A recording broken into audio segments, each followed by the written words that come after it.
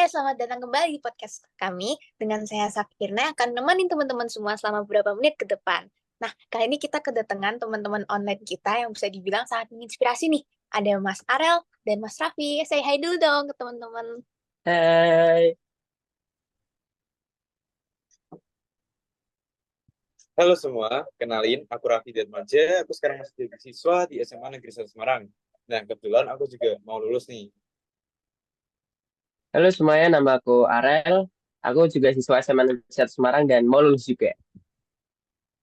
Nah, jadi Mas Arel sama Mas Raffi ini siswa yang sangat cinta nih sama kearifan lokal. Mereka berdua tuh sering ngunjungin dan jelajahin situs-situs atau warisan yang ada di Indonesia. Masih muda, tapi udah punya minat buat eksplor kearifan lokal. Jarang-jarang nggak sih anak muda tertarik sama hal-hal yang baunya tuh kebudayaan gitu.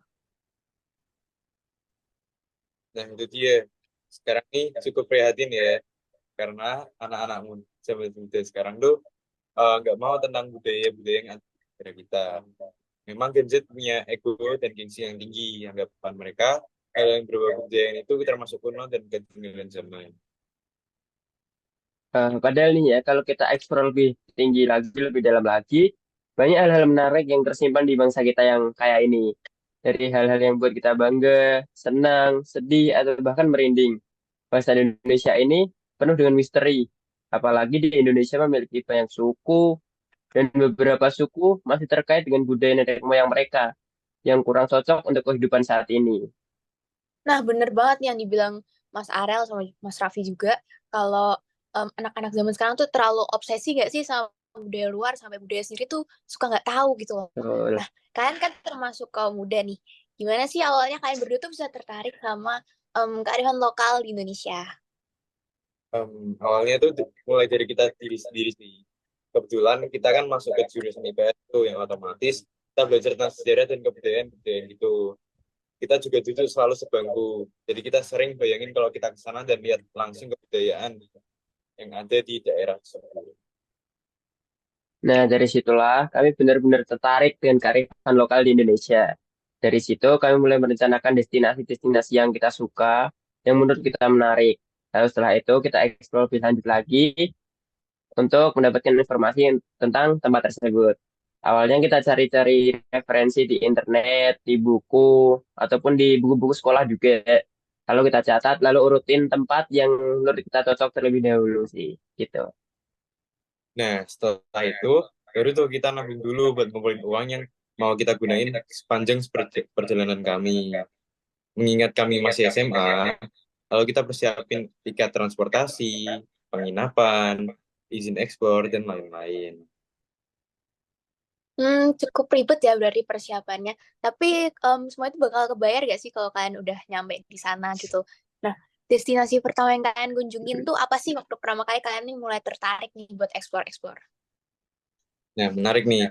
Destinasi yang kita kunjungi pertama kali itu Keraton Yogyakarta.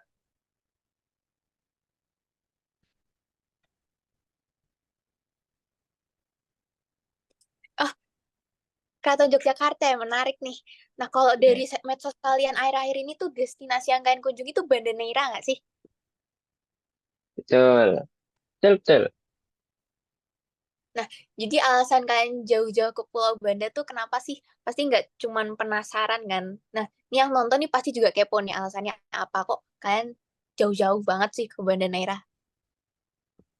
Nah, jadi sebenarnya itu aku sama si Ariel tuh emang suka banget ya eksplor kemana-mana. Nah, kita selalu cari timing yang tepat kalau misal mau ke suatu tempat.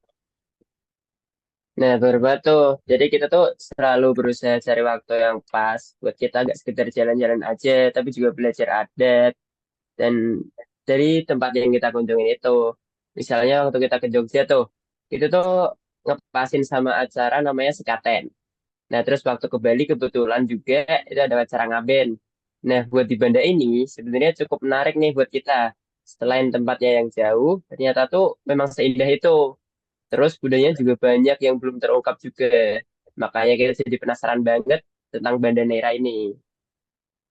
Nah, jadi kalau nggak salah tuh waktu aku lihat kalian eksplor Banda waktu liburan sekolah nggak sih?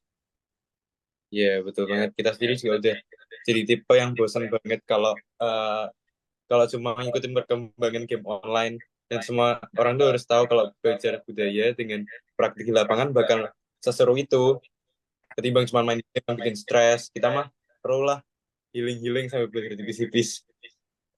Menarik banget nih. Coba dong ceritain keindahan dan keunikan budaya Banda yang pasti temen-temen yang nonton nih banyak yang belum tahu. Nah ini tuh mungkin teman-teman semua bakal tertarik nih. Kalau tentang keindahan alam sih Banda Neira memang nggak bisa diraguin lagi sih keindahannya. Dan semua orang mesti juga bakal tertarik tentang keindahan itu. Mulai dari waktu kita nyebrang, bener-bener lautnya tuh indah banget. Terus kita juga disambut lumba-lumba yang bener-bener banyak banget. Dan wah pokoknya udah kayak surga dunia deh itu. Aku juga setuju sih. Kalau ada orang yang bilang Banda Neira itu secantik itu, gak bakal ada yang menyangkal deh. Asli. Nah, tapi selain indah, gak banyak orang yang tahu kalau ternyata Banda itu termasuk salah satu lokasi yang mengukir perjalanan sejarah bangsa Indonesia. Iya sih, aku sendiri juga pernah dengar katanya rumah-rumah di sana tuh arsitekturnya Belanda-Belanda gitu ya. Bener banget tuh. Bangunannya tuh juga kayak antik-antik khas Belanda gitu. Hmm, Luar biasa banget ya. Tapi selain keindahan alam dan sejarahnya yang juga kaya, apa kalian juga nemuin mitos atau cerita menarik dari masyarakat adat di Pulau Banda nih? Nah, tentu saja, Pulau Banda itu kaya akan cerita-cerita mistis dan mitos yang melekat kuat dalam masyarakat adatnya. Salah satu yang paling terkenal nih, itu ada ritual adat Rofair War. Oh iya, jadi itu tuh ritual semacam kayak mencuci sumur lah istilahnya. Kalau di sana. Menarik ya. Coba deh kalian ceritain lanjut tentang upacara adat ini kok unik banget ya kayaknya kedengarannya mencuci sumur.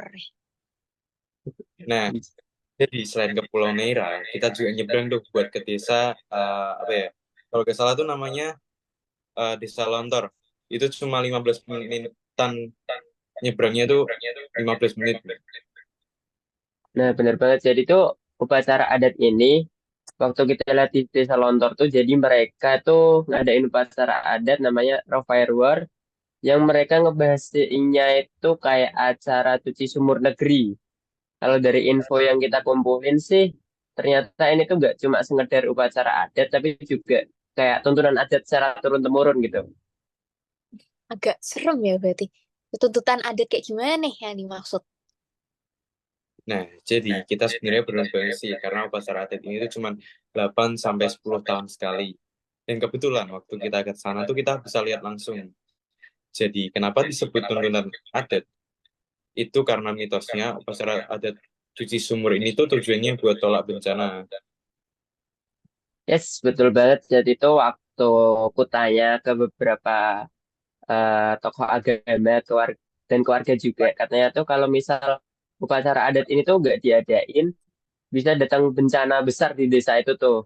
Nah, uniknya lagi, semua warga desa Banda itu juga ikut serta gitu loh dalam ke acara adat ini. Hmm, Kalau boleh tahu nih kalian bisa sharing-sharing juga deh ke penonton upacara adat ini tuh step-stepnya harus ngapain aja sih? Soalnya pasti yang nonton penasaran kan ngapain aja. Ya, jadi kalau yang kami lihat belum dibersihin itu ada tradisi buat mengunjungi beberapa tempat yang dianggap keramat dan peninggalan leluhur. Tujuannya ya minta izin aja gitu sama arwah-arwah yang sudah leluhur-leluhurnya. Habis itu tuh waktu di hari H itu ada prosesi pembacaan mantra dan istilahnya doa-doa yang dipercaya oleh mereka. Terus ada penyucian kain, kemudian langsung ke prosesi pembersihan sumurnya. Kalau dilihat-lihat tuh gak ada yang janggal sih, kayak lancar aja semuanya gitu.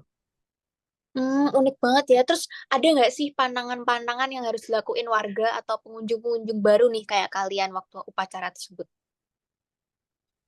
Kalau pandangan sih kami sendiri kurang tahu. Asal kalau untuk warga ya ngikutin baik dan kita sebagai pengunjung juga harus menjaga kesopanan dan menghargai budaya mereka. Karena kita nggak pernah tahu ya bakal kenapa-kenapa kalau kita sikap kita kayak gitu serem juga. Nah, itu betul banget. Jadi tuh kita sebagai pengunjung tuh juga harus menghormati keunikan-keunikan dan adat istiadat mereka di setiap tempat yang kita kunjungin. percaya maupun nggak percaya sama hal mistis, ya kita tetap harus menghargai keberagaman dan menjadikan keberagaman ini tuh sebagai kekayaan bangsa Indonesia. Gitu sih. Wah, sangat nambah pengetahuan penonton ya. Karena udah masuki penghujung acara, kayaknya kita cukupin aja nggak sih? Ternyata cerita dari Mas Raffi sama Mas Arel nih Wah, menarik banget nih. Ya kan? Ya, Dan ternyata semoga Pulau Banda ini nggak menghibur penonton semua cuma sih. Nah, Pulau Banda ini nggak cuman terkenal sama keindahan alamnya, tapi juga budayanya menarik dan banyak orang yang belum tahu nggak sih? Nah, semoga podcast ini bisa menjadi inspirasi Mm-mm. bagi pendengar dan juga supaya Amin. benar-benar kita nih yang masih anak muda nih ya lebih mengenal dan menghargai kearifan lokal Indonesia juga. Tuh. Kayak lagi, terima kasih ya buat cerita pengalamannya untuk Mas Arel dan juga Mas Raffi. Dah. thank you guys. Dadah. Thank you. Makasih semua ya.